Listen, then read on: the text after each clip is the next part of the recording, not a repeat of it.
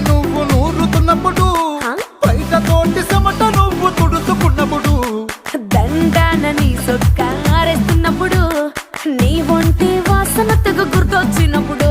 రెండు చేతులెత్తి జుట్టు ముడిసినప్పుడు జండు కత్తుకొని పడుకున్నప్పుడు అలసిపోయి నువ్వు ఆవలించినప్పుడు వచ్చుండై ఫీలింగ్స్